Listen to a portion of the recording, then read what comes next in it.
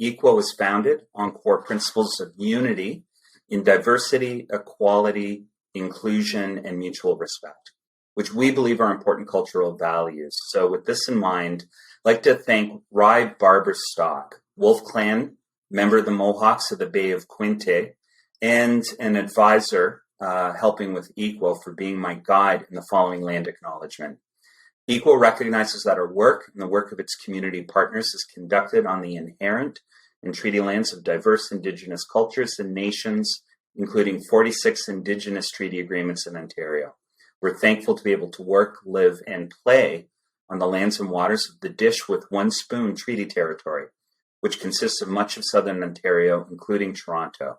Lastly, finding meaningful ways to work together and to contribute to the strength of Ontario, Canada, and the rural and Indigenous urban communities is one of our primary goals at eQuo. So we really are excited about the future prospects of collaboration with Indigenous peoples, organizations, businesses, and communities in Ontario and across Canada. So Niawa and Miigwech, and thank you for listening and being part of this webinar today. Dan Turcott is our producer today, and so we will be taking questions at the end of our seminar. So please feel free to go into the chat, add questions, and also eQuo is all about connecting people. So add your LinkedIn. Let's work together, give a quick introduction of yourself. What are you doing? We're going to be talking about marketing today, but everybody's coming from very different industries with different positions, and you never know who out there might be a fantastic connection with you today. So please add your LinkedIn, very quick introduction of yourself. So as I said, our topic today is marketing for small business. Marketing is all about spreading the word about your business. It lets you connect with potential customers and it builds brand recognition. It should boost sales. At the end of the day, that's really what we're trying to do. And it helps you construct a consistent client base so that you can grow, make a mark on your world and in your industry. It's also expensive. It can be difficult to implement, especially if you're a small business, and especially if you don't have big budgets or you don't have the knowledge to market properly. So what we're going to be discussing today is branding, marketing, and sales for small business. What is paid, earned, and owned media? And what are effective strategies, including how do you allocate budget? How do you target? Where should you be spending your time and energy for maximum results? So these are some of the things that we're going to be discussing today. I'd like to introduce our panel.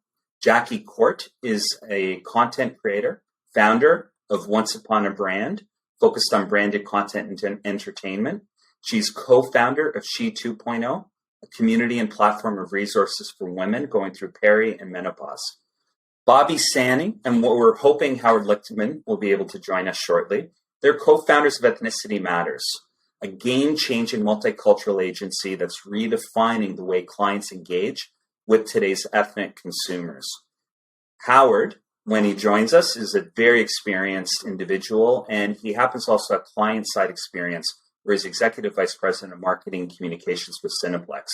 Bobby, very similarly, was head of multicultural marketing for Rogers Communications. So you're going to have a very unique take on targeting. Darlene Reyes is Director of Marketing and E-commerce for Zavita Coffee Roasters. She was also e-commerce merchandising operations for Walmart Canada and a product manager for Loblaws. And she's recently started her own company as founder of Hornville Games. Rosny Wijayasena is CEO of Prosh Marketing, helping entrepreneurs to access senior marketing talent. Now, Roshni has helped companies like Microsoft, Sony, and Kobo, and she's helped entrepreneurs also from a startup standpoint build brands from the ground up. So we're going to start today with Jackie. So Jackie, when I was in advertising, paid advertising was the norm. Now I started a while ago. It then shifted to paid, earned, and owned as executional strategies with much less focus on paid. What are your thoughts on content today? And what role does it play in the marketing mix? That is a loaded question. And hi, everyone. It's really great to be here today with this wonderful community. So Barry, I started off in advertising as well and spent years there focusing on paid. And since then, over the past 15 years, we're seeing a bigger shift towards branded content, which I feel is more valuable. And as a small business owner now, it is even more valuable to me because it's more accessible and more affordable for a business owner to create that content as long as you ensure quality and relevance for your audience. So the difference is really that paid advertising, the traditional advertising model we're used to, is all about like shouting out and telling the world that your product, your service, your brand is great. Whereas with content, it's really about showing and demonstrating to the world that what you have to offer is relevant to your consumer, and doing it through meaningful content that actually engages them. Um, One thing that I find interesting, I'm going to throw a little stat here, is that content marketing actually generates more than 3 times as many leads as traditional advertising and costs about 62% less. That comes from the Content Marketing Institute. What I personally feel the benefits are for content versus advertising, especially in the small to medium sized business world, is that content works to inform your audience more than just a message that you're pushing out to them, which creates more engagement. It creates conversations, likes, shares. You don't get that from a paid ad or TV spot typically. The content that you create is relevant for a more niche audience because it's digitally focused. You can really target in on the consumer you really want to reach instead of a mass audience at a 6 p.m. time slot on a Sunday night. So for people working in like a very niche business, that's a real benefit. I also think when you work hard to create the content that is authentic with your target audience in mind, you're going to form deeper connections with that audience and build trust. You're also going to have content that's more shareable because if it's relevant to them, it's relevant to people they know. So it's like a little bit of free distribution there. It's more informative, and when you are producing content for like different platforms or a video series or your website, you are typically using that content to develop more of a brand personality, and you're answering any of your audience's questions. I mean, using your FAQs or feedback from customers, you can continually create on the spot content to address their needs, their concerns, and their gaps. So all of this obviously will lead to improved conversions and leads and increase the volume and quality of traffic to your website. So I think content marketing started off as this really exciting, new, bright, shiny thing, but now it is a critical part of the marketing mix. In fact, it should be considered the hub, not the spoke. I'm a big believer in content marketing. And in fact, one of the things that I think is fantastic is, in addition to everything that you just said from an SEO standpoint, it continues to pay off long after. So you get this long tail with content that you certainly don't get with a one-off paid. So I appreciate that. Look forward to diving deeper actually into that later, Jackie. Yeah. Sorry, go ahead. Oh, I just wanted to say on that note, that is really an important point, is that once you create content and put it out there, you can always go back and repurpose it or revise it based on your analytics. And that's one thing you can't do with paid. Once it's out there, it's done. Totally agree. Absolutely agree. So, Howard and Bobby, I'm going to shift a little bit. You know, when Ethnicity Matters, it is one of Canada's leading multicultural marketing agencies. So 20 years ago, any culture that wasn't French wasn't considered realistically by most companies when it came down to their outreach.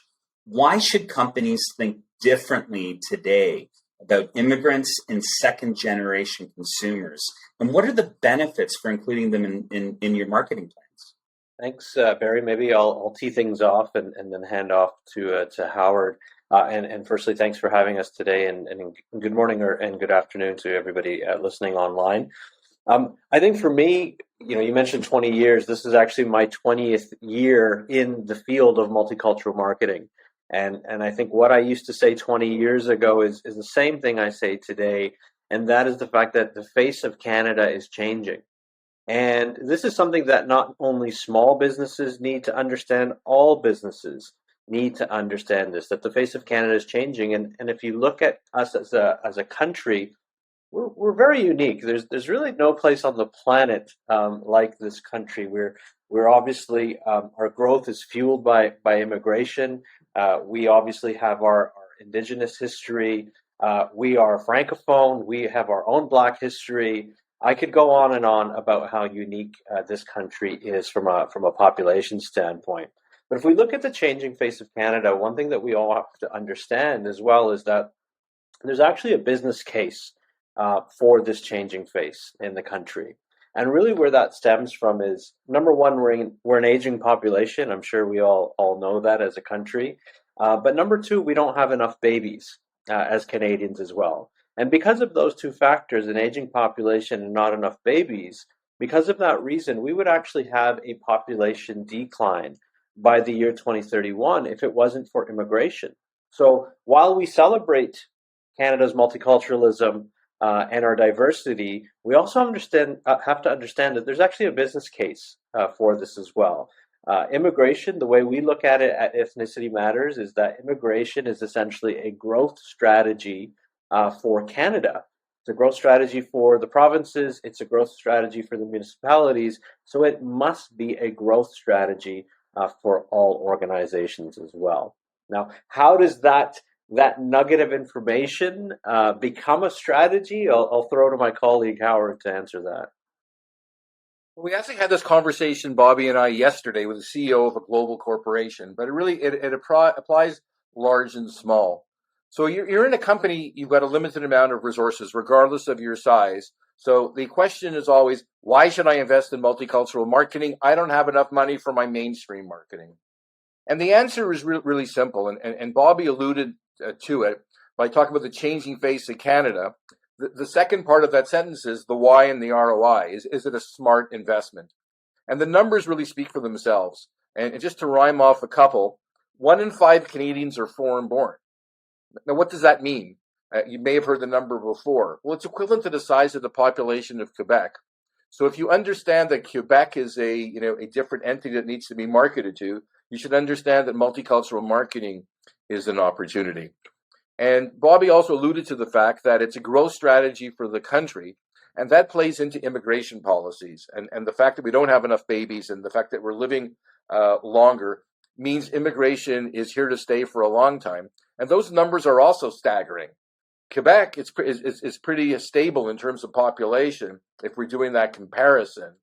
But at the end of the day, there's approximately 411 permanent residences arriving this year, going to 420 next year, 640,000 international students.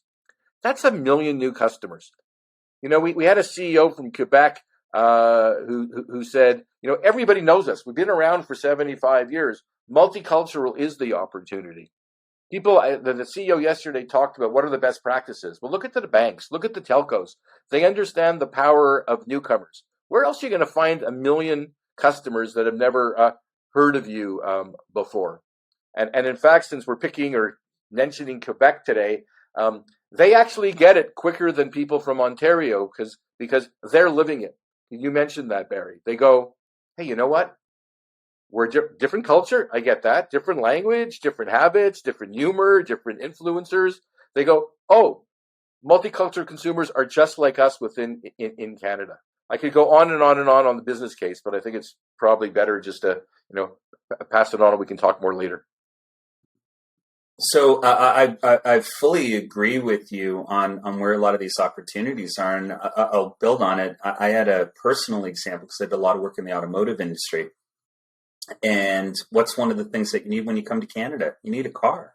And people weren't focused on hitting that audience. And we conducted several campaigns focused initially on the Chinese marketplace and using some large media that was quite cheap.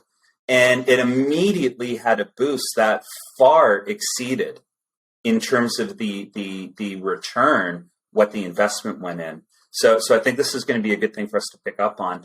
Roshni, I'm going to move over to you. How should a modern business approach branding and marketing? Because we're talking about things like content and focusing on certain ethnicities, et cetera, which I think is very important. But just from the notion of branding and marketing, we're in a world that has limitless media options, template branding. It feels like everything's changed. How should companies think about the business funnel, and does it even exist in a world today? Thanks so much for having me, Barry, and it's great to be with the community today. I think the business and the marketing funnel is still a really relevant concept today. If people haven't heard about you, how can they be interested in your products or services? And then without that interest, how can they convert and becoming paying customers? And without being a customer, how do you build that loyalty and advocacy? So it's really important to keep filling your marketing funnel with new potential customers, kind of going back to Howard and Bobby's point, on a regular basis. A lot of marketing teams I see, they get stuck at the bottom end of the funnel where there's clear, measurable, and trackable ROI. And this shows really fast and quick short-term gains, but in the long run, that can be quite expensive because you're kind of working with your existing pool to try to convert people who've already seen your message and maybe are less interested.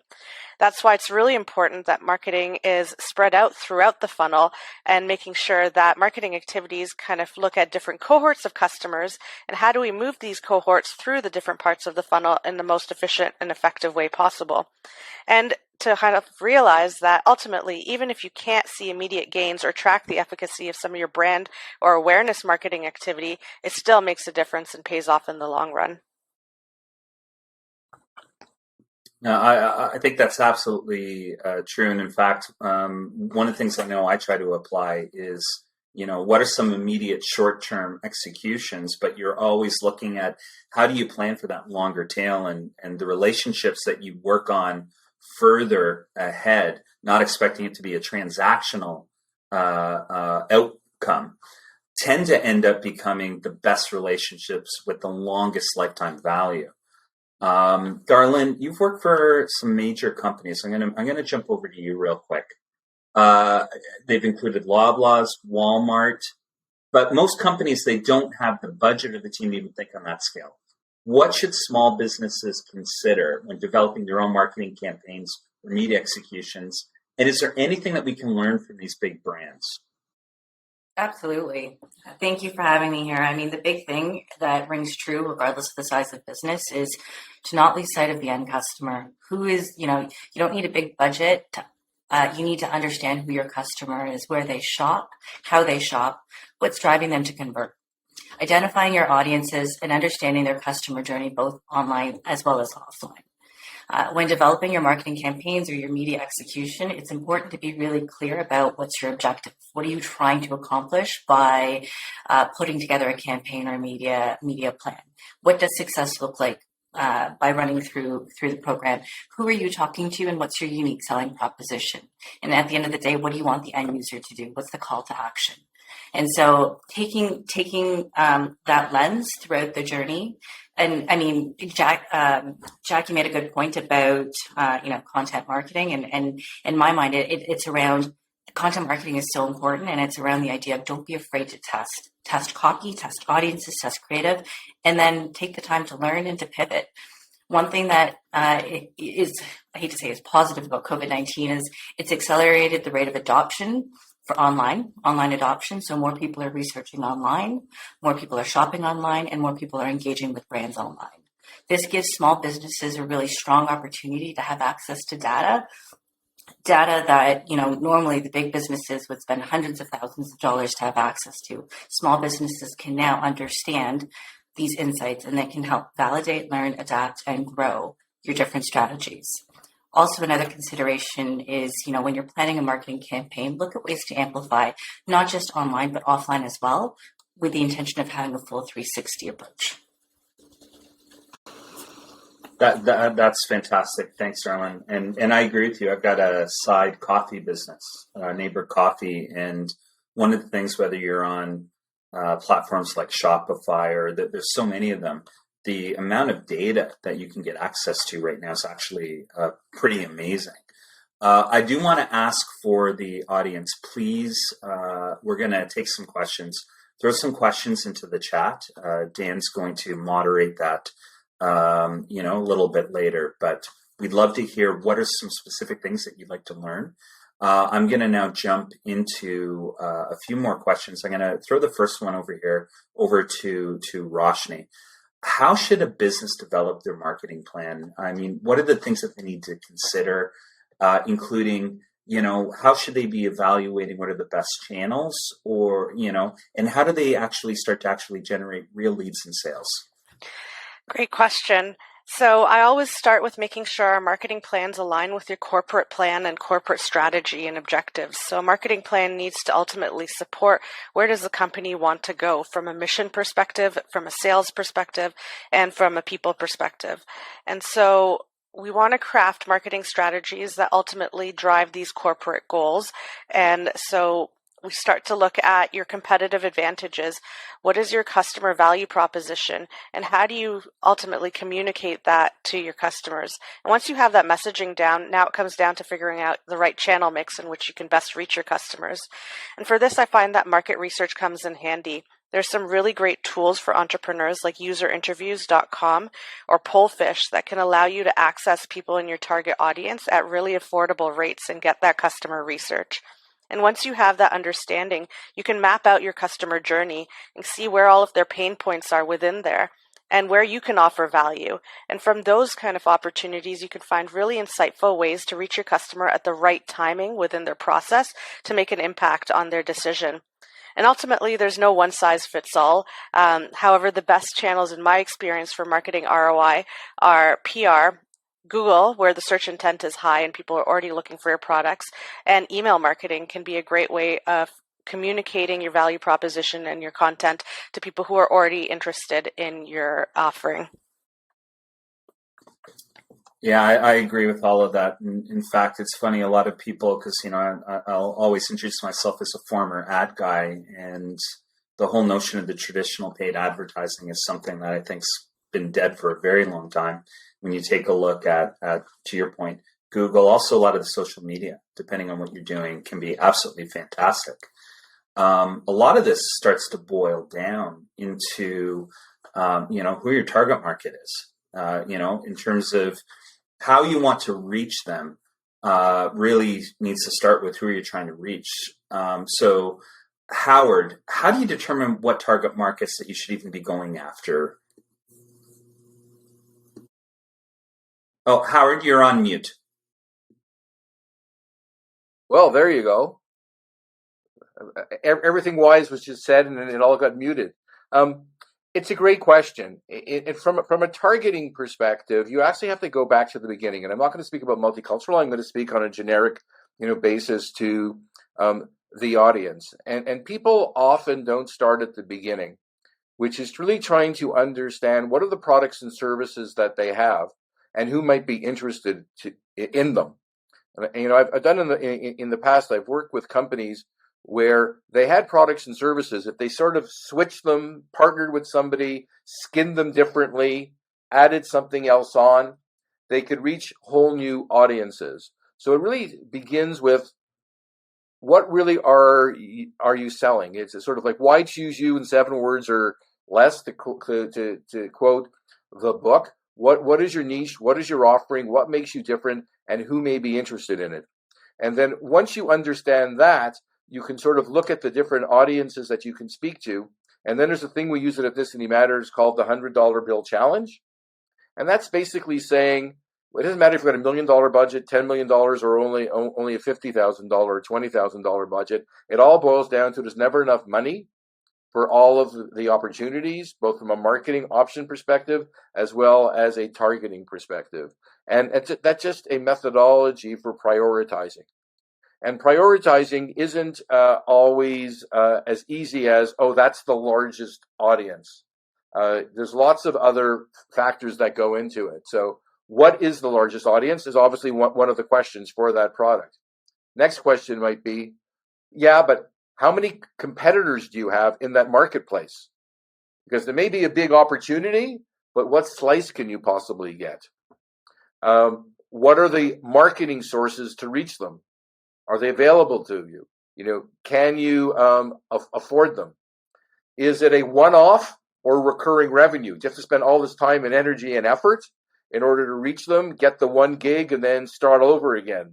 Very, very important opportunity and question for small businessmen. All that time you finally won, but then you got to start all over again. I could go on and on with filters. What is the cost of reaching them? What resources that you need? So you have to go through, a very strategic approach to what are the opportunities out there, but then you've got to apply the filter of where you're going to get your highest return on investment. Hope that answers your question. I think it does, and I think you raise a really valid point that a lot of businesses don't consider, and it goes to, it's not always about where the largest market is, but who's interested in how crowded is it. I used to do some work with it was a branded agency out of Los Angeles, and they actually created the superstitials and the branding for television shows and networks. They came up with, "Are you ready for some football?" And they were probably, they weren't in the top 10 in terms of sized agencies out of LA. So what they did was they moved to Europe, but they were the first LA company that was in Europe. And what ended up happening was their services, all they saw was they're real, they were from LA, and that they had this great client list. And by the time all of the top 10 started to go over, they're like, "Oh, we already have an LA company." So they completely circumvented and rose because they figured out how to target a little bit differently. Absolutely. Darlene, I'm going to pass this over to you for this question. E-commerce, especially in a post-pandemic world, let's assume even pandemic, I don't know if we're at the post part, but it's a key driver for many businesses, and a lot of businesses that it wasn't as important literally 2 years ago. How should founders start and evolve their e-commerce strategies? Yeah, and so, I mean, one of the things too with the pandemic is it forced a lot of businesses where the only way that you could generate revenue is if you pivoted and had an online offering. And so whether you choose to have your business on a marketplace or on your own .com, Roshni mentioned the funnel, the marketing funnel. That's the one fundamental thing that remains the same is how do you get traffic to that site? How do you engage the discoverability of your product or your service? And then how do you drive conversion? An important element that I learned very early on is what does the dashboard, what is your dashboard? Your dashboard of key metrics, understanding, because there is a lot of data that exists online, and in some areas it can become quite overwhelming, especially for a small business to understand, what are the right metrics for my business to evaluate is it good, is it not? In terms of the marketing activations, or even if my site is going in the direction I want it to. And so a key piece is really identifying what are the key metrics that you want to measure, create that into a dashboard, and have a frequent cadence for reviewing. Every week, go in, look at that. Data is your best friend in e-commerce, and it's triage. I like to call it triage, but in a good way. So an example would be if you have great traffic to your sites, but low conversion or a high bounce rate, then you could look at just testing different content or potentially alternative navigation options. And one thing I will say is because it is triage, your data will always be ugly and you need to embrace it because, if you fix one thing, it's going to leak somewhere else. The data is going to show you that, there's an opportunity where you've fixed the high bounce rate, but now you have to get more traffic in. And so figuring out, where do you need to invest your time, your energy in terms of different activations. And I mean, the beauty of e-commerce, it's not like traditional retail. Traditional retail, you list a product, it can take months from sell-in to even land on shelf.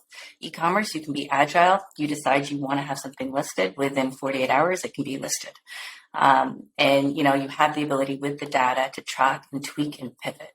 And if you're doing all of that, awesome, that's great. Another consideration is just looking at ways to personalize the experience in an authentic way. People are looking for genuine connections, brands that they can connect with, and having the ability either through email, social activations, Facebook groups, any of those types of avenues, forums, etc.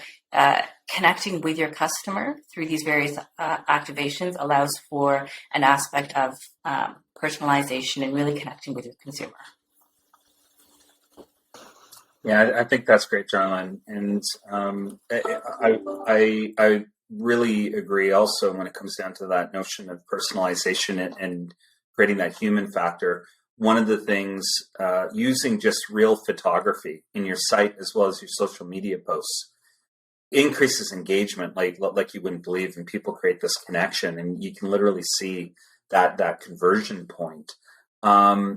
So one of the things, and then we're going to kind of jump back into a lot of this, and we're going to come up to some audience questions before we kind of jump back into the queue shortly. So if anybody has, I know some have come in, please ask some questions about anything in particular that you'd like us to cover. Jackie, I'm going to jump over to you before we take some audience questions. So how much time and effort should companies be placing when it comes down to generating content? You know, what are key considerations and best practices? Jackie, you're on mute. Jackie, you're on mute. No. Hi, can you hear me? Okay, great. Sorry, I couldn't get it off. There's a lot of considerations, I think, when you are working with content, especially if you're using multiple channels. A lot of best practices, I think, have already been covered by the group, talking about understanding your audience and creating that relevant content. One of the things I think is really critical is knowing how much resources you have versus how much content you want to push out, because I think this is where a lot of brands can fail, a lot of small businesses.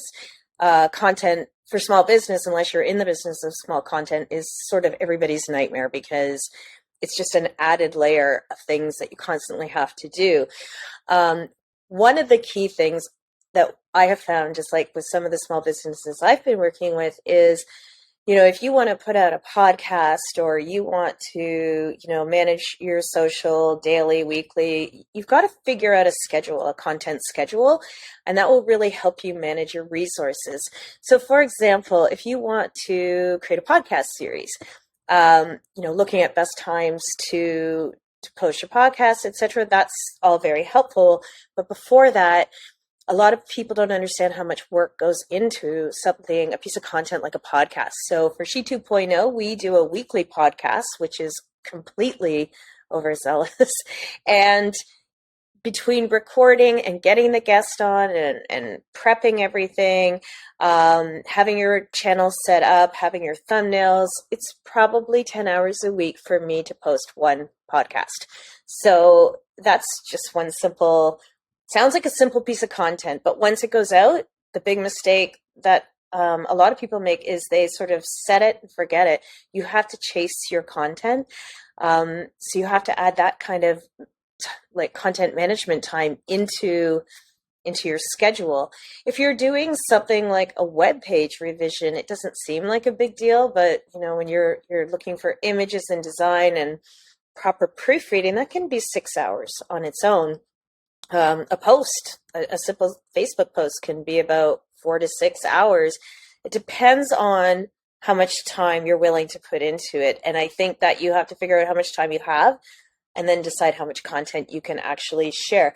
So there's no, I don't think there's a proper answer. I think it depends on how much you're willing to spend your time on it. But if you decide that you're going to do, say, like a podcast or a white paper or a newsletter, then you have to like definitely set aside the resource and the time for that. Newsletters, we send out a newsletter weekly. We put a lot of time into the newsletter. It's content that we pull from the podcast.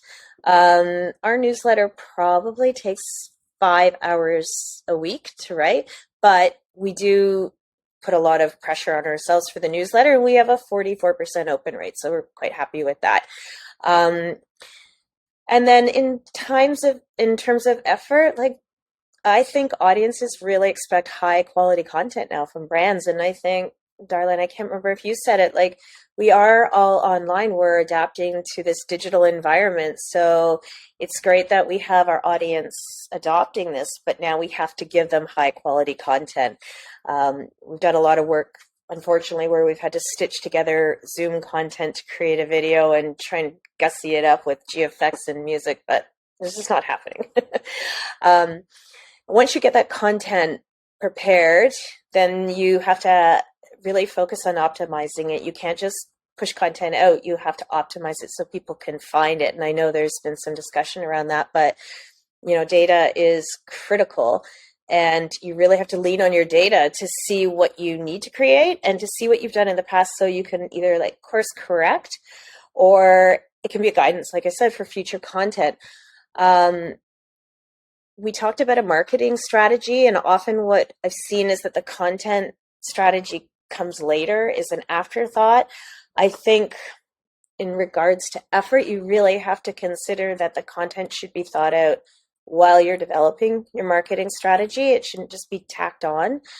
And again, I can't say this enough, but focus on your audience and their needs, not that you have a product coming to market or you're having a promotion. Think about who you're speaking to, your audience profile, and why do they care, and then create content around that. I know one of the things that was also talked about earlier is when you are creating this content, you have to understand the platforms you're using. You can't just cut and paste from Instagram onto Twitter onto Facebook. Each channel has a different purpose and a different consumer behavior, and you have to tailor your content towards that. Yeah, I think that's a really critical point, because so often you get you just think you can take a one-hits-all approach, but your target markets are very, very different. The generational expectations are very different. So being able to craft and hone down, including choosing which markets you may not be fully comfortable. I know for us with eQuo, there's some areas that we need to do better. Instagram, TikTok as being two examples. So one of the things that we're doing is we're actually reaching out to try and find some younger people who truly understand how that they can develop that content, so we can work with them. So often it's making sure that you're involving multiple generations who truly understand little pieces that you may not realize are significant for a specific target audience. Dan, Yeah, we're going to grab some questions. Got a few questions and a lot of questions. A lot of questions were asked.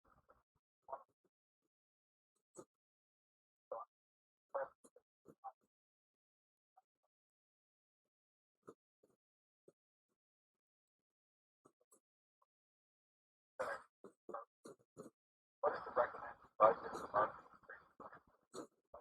product?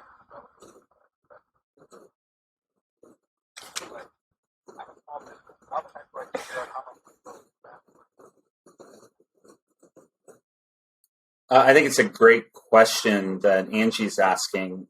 Budget is going to be something that everybody's going to be obviously limited with. So who would like to take a crack at what's the best budget in terms of determining at the outset from a range standpoint? Would anybody like to start? I can take a stab at that. And so I think it really depends on what stage of business you're in to think about where you spend a lot of time on your funnel. So if you're a net new company, nobody's heard of you. So you really need to spend more time, an inordinate amount of time, on the awareness stage to make sure that you fill your funnel with people so that they've got some sort of baseline awareness of who you are.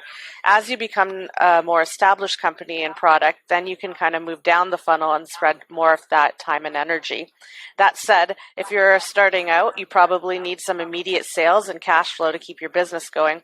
So I would say to try to spend a minimum of 20 to 30% on brand marketing if that becomes a challenge.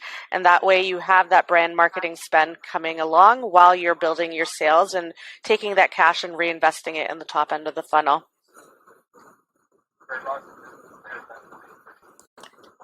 Of your overall spend. And so when you're looking at your spend, there are technology spends, operational spends, and I would look at 20% of your spend on brand.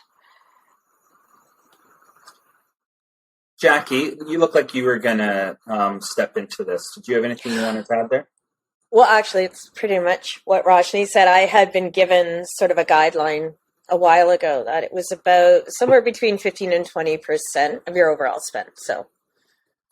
Would anybody else like to add anything? I mean, I'll just top up. In true consultant fashion, I'd say the answer kind of depends. And I would also recommend you almost have to start with what your goals are as well. And you can, in some ways, reverse engineer what you may or may not need to spend on marketing, to whether it's to acquire new customers, or you're trying to hit a certain level of awareness, or whatever other metrics you may have. So for myself, and I know at Ethnicity, a lot of time is spent on our strategic process with clients, and step number one is always determining what those goals are first and foremost, and based on that, going through the process, we'll get our answers accordingly. I don't think there's necessarily a magic number, at least from our experience, in working with different companies and businesses. I don't know if Howard, you have anything to add to that? Yeah, no, it's the same thing. I go back to who you're going after. The cost of reaching a certain audience is going to be different, right? What are the options that you have in terms of your resources to reach them? The goal is important, because don't tell me you want to do $562,000 worth of business and you're going to spend $5,000 in advertising.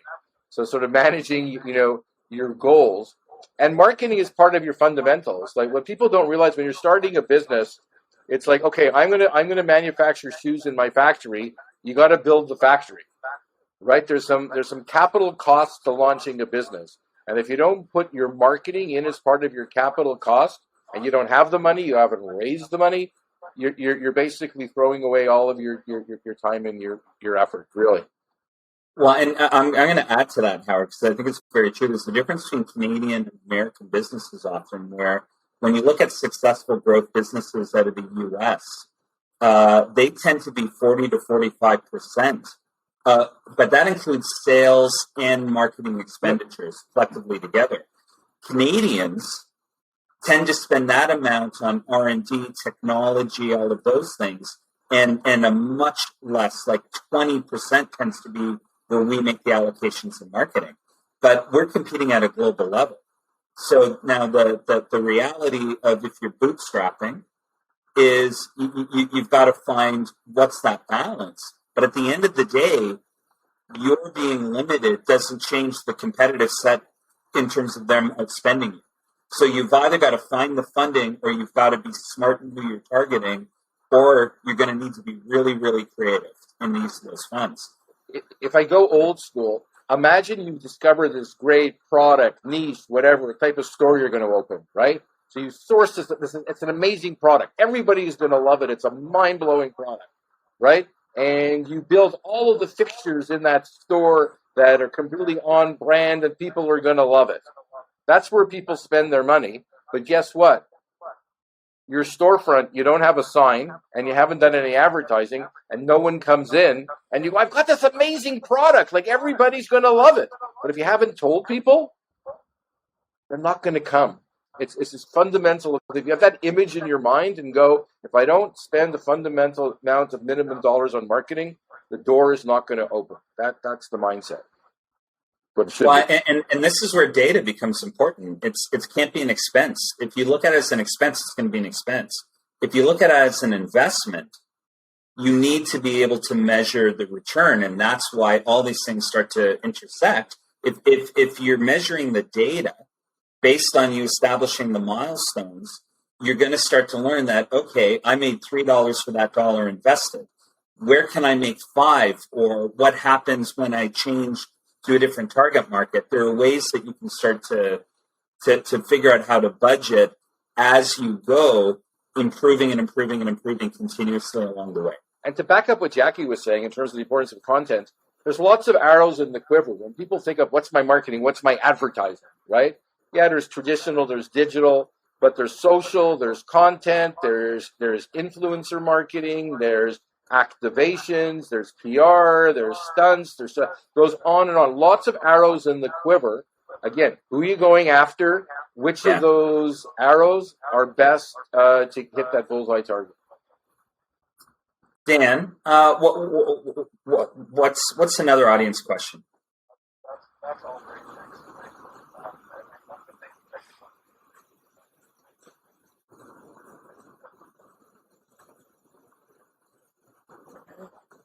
Yeah.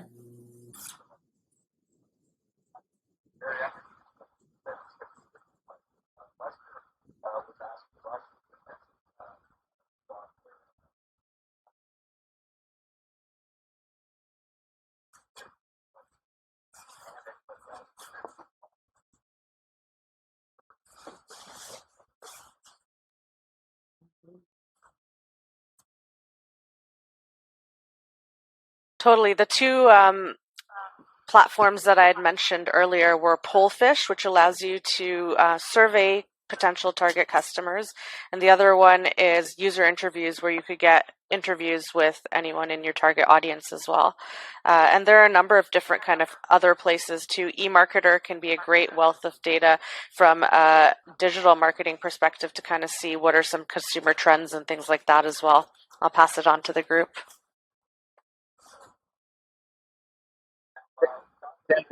Actually, Dan, let's. I think some people. Let's maybe go around and everybody. What are some favorite platforms that you have that you'd recommend? We can get a list going here. I'm going to jump in with a cheat, right? A workaround, right? Hire an intern, because guess what? They go to school. Guess what? School pays for subscription databases that you can't afford. They have access. When we're doing global benchmarking, if we need access to a specialized Euromonitor passport that's going to cost us money that we can't afford, not a problem. Our interns have access. There's lots of sources out there that the schools have. So how do you get data? Hire an intern. You know what? I'm going to build on that and then throw it over to you, Jackie. There are a lot of the RIC centers. Mars, Communitech, you can get free access to a lot of data and a lot of information there as well. So between interns and between some of the government resources, a lot of your taxes are going into them. So feel free to access them. Jackie? That made me feel better about using the free resources. Thank you. I think to Howard's point, hired intern, there's also a site called Ripen, RIIPEN, which is sort of more North America focused, and it would help a small business, for example, to scale up. Most of us can't scale up because we just don't have the time, the staff, the employees. And, you know, Howard, to your point, you can get anything from bookkeeping to website build to UX design, like copy, PR, anything, right? And data. We She 2.0, where actually you create a profile and you put your projects out there and then you get the best matches. The government pays for most of those internships because it is part of the program, but there are some paid interns. Upwork is a great place to find small gigs, but also to get great talent. You can get talent from anywhere on Upwork, which is awesome. One of the marketing pieces we haven't really focused on too much, but again, Howard, you mentioned PR. It's really hard to do media relations when you don't know how. It's hard to pitch reporters. It's a skill, and most small businesses don't play in that field. So there's, we'll add this to the resources, but there's two sites. One is called Quoted, QWOTED, where you can submit a quote as a thought leader, or you can look for experts that you need to speak or journalists who are covering different topics. Help a Reporter is another great site if you're helping them, but you're getting quoted and you're getting coverage. So that's always great. Fiverr, I think a lot of people know about Fiverr. That's another great one. And LinkedIn, people overlook LinkedIn all the time. She 2.0 is, we work with brands to connect with women in the over 40 peri women's health space.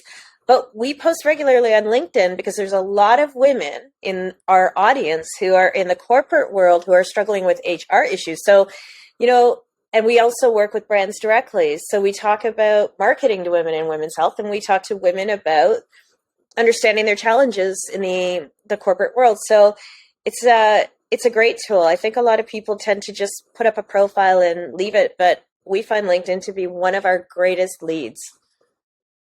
That's great. Would anybody like to add anything? Yep. Darlene? Yeah. So two sites. I'm going to go slightly different. So for those of you in the community who are more product focused, there are two sites that I've leveraged in the past that I found quite helpful. So if you have a product that will be competing with any product that's going to be on Amazon or potentially list on Amazon, Helium 10. It's really, Helium 10 gives almost a scoring on onboarding content. So in terms of image placement, and scoring it throughout the full product page. And what this is really helpful for is understanding the competition. So, Hornville Games is a tabletop game, and looking at other toys that are similar to that and understanding what are the keywords and the key phrases, what's their content, how do I get better content? So when someone types in tabletop games, mine will eventually, over time appear as a top ranking. Another one is Keepa.com. That is a price tracking also for Amazon. So you can actually see the duration of how products, again, from a competitive set, what the pricing strategies are and how they bubble, especially when most of the products right now, you can shop almost everything on Amazon. And for even just research purposes, a lot of customers go straight there as their source. Even if you're in the store, you're physically, I find I'm doing that too, is I'm checking on Amazon to see what the prices are if I'm even in a physical store. And Keepa actually gives you that history to say for specific products, where is the promotional cycles. That's great. Darling, if you could add those into the chat, and then what we'll do is we'll also share those with the post with this video. Dan, is there another question before we start to move into closing? One more. So, and Barry, we're starting to raise our money, but we have zero budget, so we only have social media at our disposal. What the heck are we focusing on? Great question. So, no budget. Lots to do. What do you do? Who would like to take that? Jackie, that feels like it's something that you would be a good. Yeah, I am the master bootstrapper, so I hear you. But I also see this as an advantage, because one thing that we learned launching a new business to an audience that we hadn't really worked with before was when we were creating content, we leaned on the data. We opened up all of our channels, like we set up all of our channels, and then we started to look at how we had to, diversify the content for each channel. We learned so much more about our audience that way. But, it's authentic conversation. And I think that's why I think content, social media is a better opportunity for small business. I think people gravitate more to a brand or a product or service when they feel they are being spoken to directly. So the other thing is, this is a great stat that I think everyone will find helpful, but 55% of companies that regularly update their blogs, and I don't mean just like new blogs, I mean using data and going back, because algorithms change all the time, and updating older blogs with like new keywords. Companies that did that regularly generated 55% more traffic, more website traffic, and 97% more inbound links, and 434% more index pages. So you don't need to throw a lot of money at advertising to do this. Get a great image library going, develop your key messages. We write down lists of what are the topics we talk about, and then we find platforms to talk about them on. We stay true to our conversation. We work with brands, but we don't work with brands that don't align with our values. And I think that by doing this, you're building a community, and a community builds potential sales and leads. But the community is really important too, because your audience wants to know if they have a problem or an issue, they can come to you and they will be answered, as opposed to like you put it on a Walmart page or whatever and no one ever gets back to you. So you can have that direct engagement, and then that also helps with you polling your audience, finding out what they want more of, what they want less of. So I personally feel like social media and content are such a great opportunity when you don't have money, you don't have a ton of time, but if you don't have the money, at least put the time in. That's great. So we've got just about 5 minutes or so left. So what I'd like to do is just kind of go around and provide just some final thoughts. So Howard, maybe we'll start with you. If everybody can take a minute, final thoughts on marketing and what you'd like to say to kind of close. It all starts with strategy. And I am a horrible golfer, but what was explained to me is, if I try and hit that golf ball to the center of the green, and I'm off by an eighth of an inch, that's when my ball normally goes all the way over there. Spend the time at the beginning to have that strategy, figure out who you're really going after, figure out what your priorities are. I once had somebody send me a friend and just to give them some advice to, and I looked at their website and they had two products, one to the consumer and one to the on a B2B basis. And when I met with them, they said, what do you think we should be doing? If you looked at my website, yeah, I looked at your website, and they said, well, what do you think I should be doing? And I said, well, I don't know enough to tell you what you're doing. He said, well, come on, you're supposed to be this, this guru, small business guru, like free advice. What should I be doing? Well, I said, I don't know enough, but when I looked at what you were doing, I would say to you, I'm not going to get into confidentiality, but given your products and services, heavy lifting to go after the consumer, because you don't have the money and the budget to, get on those shelves and generate that awareness, I would be going after the B2B marketplace because you actually offer them A, B, and C, right? He had wasted 2 years chasing both marketplaces and had a month before come to the understanding I should have gone B2B. Spend that time up front figuring out who you're going to go after and why they should buy you and what your strategy is and what your colleagues do. All of it with thought in advance. That's great. Thanks, Darlene. Final thoughts. Hello. Sorry. Yeah, actually, Howard kind of took the words out of my mouth around really understanding your customer. And so it's the strategy, understanding your customer, don't lose sight of who they are. So as you're going through at every point, it's so easy as an entrepreneur to get in the weeds and to go from, okay, I've done A, then B, then C, then D, and to, pull yourself back. Put yourself in the different, if you have 5 different customer personas, pretend like you are them for the day and go through your strategy and reevaluate. Does this make sense? Is this where they would be? Am I authentically speaking to them? And if not, tweak. Learn from your competitors, understand who your competitors are, and don't be afraid to leverage some of the things they're doing well and learn from their mistakes. And the last piece was just learn from data and don't be afraid to pivot. Thanks, Darlene. Bobby, what are your final thoughts? Know your customer and know what you're selling. I think to bridge on the last 2 questions about data sources and social media, one of the things that we rely heavily on is the municipal data, provincial data, StatsCan data to really understand, well, especially for a business that is geographically bound, know who you're speaking to, know who you're servicing in terms from a customer standpoint, and really knowing yourself and knowing what you're selling. I mentioned at the top, I've been in multicultural marketing for 10 years. 20 years. It took me 10 years to realize that we're not selling multicultural marketing. We're selling growth potential to customers, to our clients. We're here to unlock new growth, and we do it through multicultural marketing. So there's a little bit of a mindset shift there as well that's really important for entrepreneurs. I love that notion of where to focus to unlock growth. Roshni. I'll pivot back to that last question that we had and talk about the opportunities there are for marketing, even if you don't have a big budget, and there are tons. And so you don't have to necessarily think about yourself being limited by how much cash you have in the bank account. There's so many things that can be done with a little bit of time and effort. Getting a marketing intern, for example, to help you manage your social media can help you free up your time in other areas.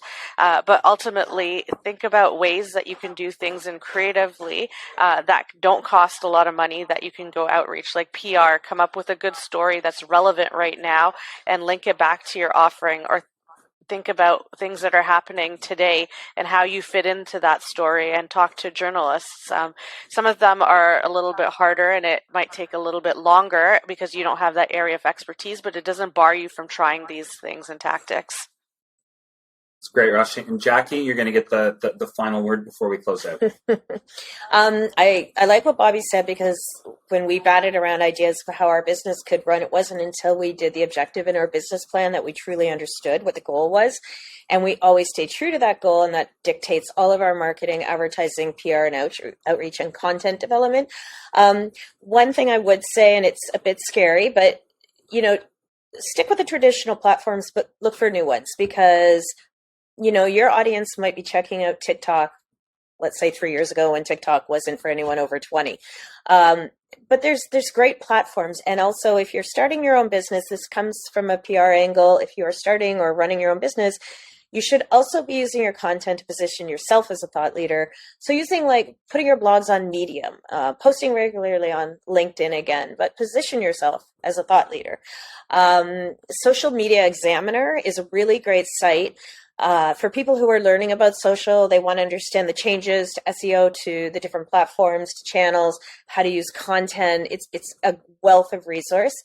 But I do believe it all starts, like most of everyone has said here, with knowing your objective.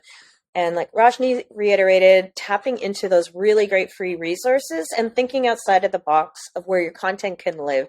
It doesn't always have to be content you can put out. It's a conversation as well that you can be putting out or contributing to. So thank you. We're just about a minute over, so I'd like to thank the audience. Today, I'd also like to thank Roshni, Bobby, Darlene, Howard, and Jackie for being fabulous subject matter experts and guests. Dan, thank you, fabulous producer. And I'll just close by saying, I think strategy and knowing your audience, really, that's the starting point. But when you know and you listen to your audience, a lot of the things are now going to be made visible, because you're going to know where they are. You're going to know how they're talking about you. You're going to know how they're thinking about you.